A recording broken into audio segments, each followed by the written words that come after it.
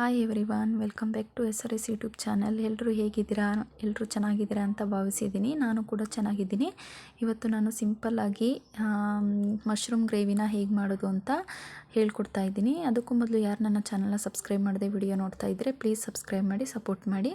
ನಾನಿಲ್ಲಿ ಮಶ್ರೂಮ್ನ ನೀಟಾಗಿ ವಾಶ್ ಮಾಡಿಕೊಂಡು ಈ ಥರ ಚಿಕ್ಕ ಚಿಕ್ಕದಾಗಿ ಪೀಸ್ ಮಾಡಿಕೊಂಡು ಇಟ್ಕೊಂಡಿದ್ದೀನಿ. ಈ ಮಶ್ರೂಮ್ ಮಾಡಲಿಕ್ಕೆ ನಾನು ಇಲ್ಲಿ ಸ್ವಲ್ಪ ಕೊತ್ತಂಬರಿ ಸೊಪ್ಪು, ಟೊಮೊಟೊ ಒಂದು ತೊಗೊಂಡಿದ್ದೀನಿ, ಟೊಮೊಟೊ 2 ಈರುಳ್ಳಿನ ಕಟ್ ಮಾಡಿ ಈ ಥರ ಇಟ್ಕೊಂಡಿದ್ದೀನಿ. ನೆಕ್ಸ್ಟು ಸ್ವಲ್ಪ ಕರಿಬೇವು, ಇಲ್ಲಿ ಬೆಳ್ಳುಳ್ಳಿ ಮತ್ತು ಶುಂಠಿ, 4ರಿಂದ 5 ಬಾದಾಮಿನೂ ಸಹ ತೊಗೊಂಡಿದ್ದೀನಿ. ಬಾದಾಮಿ ಹಾಕೋದ್ರಿಂದ ಟೇಸ್ಟು ಚೆನ್ನಾಗಿರುತ್ತೆ, ಅದೇ ಕಾರಣಕ್ಕಾಗಿಯೇ ಬಾದಾಮಿನ ತೊಗೊಂಡಿದ್ದೀನಿ ನಾನಿಲ್ಲಿ. ನೆಕ್ಸ್ಟ್ ಅದಕ್ಕೆ ಮಸಾಲನ ನಾನು 2 spoon chilli powder, chaat masala, garam masala, ಧನಿಯಾ ಪೌಡರು, ಸ್ವಲ್ಪ ಅರಿಶಿಣದ ಪುಡಿ ತೊಗೊಂಡಿದ್ದೀನಿ. ನೆಕ್ಸ್ಟ್ ಒಂದು ಮಿಕ್ಸರ್ ಜಾರ್ಗೆ ಈರುಳ್ಳಿ, ಇಲ್ಲಿ ಬೆಳ್ಳುಳ್ಳಿ ಮತ್ತು ಶುಂಠಿನೂ ಸಹ ಅದರಲ್ಲೇ ಆ್ಯಡ್ ಮಾಡಿ ಮಿಕ್ಸಿ ಮಾಡಲಿಕ್ಕೆ ಹಾಕ್ಕೊಳ್ತಾ ಇದ್ದೀನಿ. ಇದಕ್ಕೆ ಜಾಸ್ತಿ ನೀರು ಹಾಕಿ ಮಿಕ್ಸಿ ಮಾಡೋಕ್ಕೆ ಹೋಗಬೇಡಿ, ಈರುಳ್ಳಿ ಯಾಕೆಂದರೆ ನೀರು ಬಿಟ್ಕೊಳ್ಳುತ್ತಲ್ವ, ಹಾಗಾಗಿ.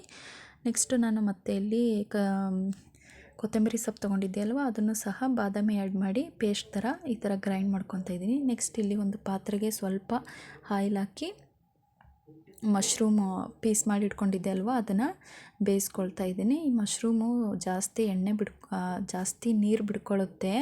ಈ ಥರ ಎಣ್ಣೆಲಿ ಹಾಕಿ ಫ್ರೈ ಮಾಡೋದ್ರಿಂದ ನೀರು ಬಿಟ್ಕೊಳ್ಳುತ್ತೆ ಇದು ಮಶ್ರೂಮು. ಆವಾಗಲೇ ಆಗಿದೆ ಅಂತ ತೆಗಿಲಿಕ್ಕೆ ಹೋಗಬೇಡಿ, ಅದು ನೀರು ಬಿಟ್ಕೊಂಡಿರುತ್ತಲ್ವ ಮಶ್ರೂಮು, ಅದೇ ಸಹ ಬಾಡೋಗ್ಬಿಡುತ್ತೆ ನೀರು. ನೋಡಿ, ನೀರು ಬಿಟ್ಕೊಳ್ತಾ ಇದೆ, ನೀವೇ ನೋಡ್ಬೋದು. ಇದು ಇವಾಗ ಇನ್ನೂ ಆಗಿಲ್ಲ ಮಶ್ರೂಮು, ಇನ್ನೂ ಬೇಯಬೇಕದು.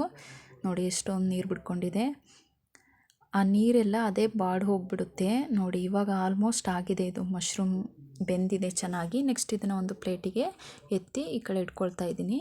ನೆಕ್ಸ್ಟು ನಾನು ಅದೇ ಪಾತ್ರೆಗೆ ಸ್ವಲ್ಪ ಆಯಿಲ್ ಹಾಕಿ, ಸ್ವಲ್ಪ ಜೀರಿಗೆ ಹಾಕಿ, ನೆಕ್ಸ್ಟ್ ಇಲ್ಲಿ ಈರುಳ್ಳಿ ಪೇಸ್ಟ್ನ ಆ್ಯಡ್ ಮಾಡ್ತಾಯಿದ್ದೀನಿ. ಆವಾಗಲೇ ರುಬ್ಕೊಂಡು ಇಟ್ಕೊಂಡಿದ್ದೆ ಅಲ್ವಾ, ಅದನ್ನೇ ಆ್ಯಡ್ ಮಾಡಿ ಹಸಿ ವಾಸನೆ ಹೋಗೋವರೆಗೂ ಒಂದು 5 ನಿಮಿಷ ಎಣ್ಣೆಲಿ ಫ್ರೈ ಮಾಡಿ. ನೆಕ್ಸ್ಟ್ ಇದಕ್ಕೆ ಪೇಸ್ಟ್ ಮಾಡಿ ಇಟ್ಕೊಂಡಿದ್ದೆ ಅಲ್ವಾ ಕೊತ್ತಂಬರಿ ಸೊಪ್ಪು ಒಂದು ಪೇಸ್ಟ್ನ ಆ್ಯಡ್ ಮಾಡಿ, ಅದು ಸಹ ಹಸಿ ವಾಸನೆ ಹೋಗಿ ಮೇಲೆ ಟೊಮೊಟೊ ಆ್ಯಡ್ ಮಾಡಿ ಕರಿಬೇವು ಆ್ಯಡ್ ಮಾಡ್ತಾಯಿದ್ದೀನಿ. ಈ ಟೊಮೊಟೊನೂ ಮೆತ್ತಗೆ ಬೇಯಬೇಕು. ನೋಡಿ, ಇದು ಸ್ವಲ್ಪ ಗಟ್ಟಿ ಅನಿಸಿದರೆ ಸ್ವಲ್ಪನೇ ನೀರು ಹಾಕಿ ಮತ್ತೆ ಬೇಯಿಸ್ಕೊಳ್ಳಿ. ಅದು ಟೊಮೊಟೊ ಫುಲ್ಲು ಬೇಯಬೇಕು, ಮೆತ್ತಗಾಗಬೇಕು, ಅಲ್ಲಿವರೆಗೂ ಫ್ರೈ ಮಾಡ್ಕೊಳ್ಳಿ. ನೆಕ್ಸ್ಟ್ ಮಸಾಲ ಐಟಮ್ಸ್ ತೊಗೊಂಡಿದ್ದೆ ಅಲ್ವಾ ಪೌಡರ್ನ, ಅದನ್ನೆಲ್ಲ ಆ್ಯಡ್ ಮಾಡ್ತಾಯಿದ್ದೀನಿ.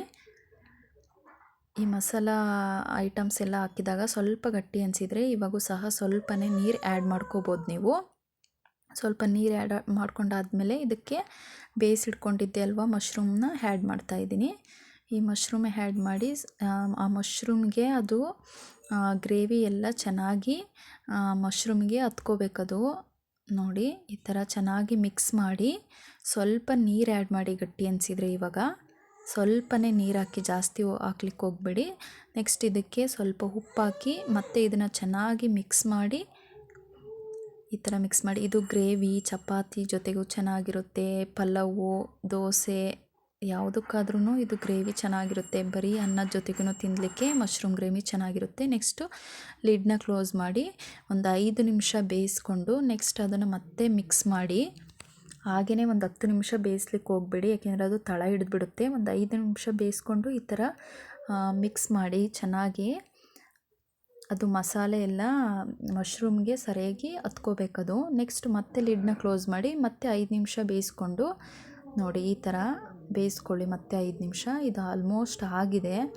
ನೋಡಿ ಎಷ್ಟು ಚೆನ್ನಾಗಿ ಬಂದಿದೆ ಅಂತ, ತುಂಬಾ ರುಚಿಯಾಗಿರುತ್ತೆ. ನೀವು ಒಂದು ಸಲ ಟ್ರೈ ಮಾಡಿ ನೋಡಿ, ತುಂಬಾ ಇಷ್ಟಪಟ್ಟು ತಿಂತೀರಾ.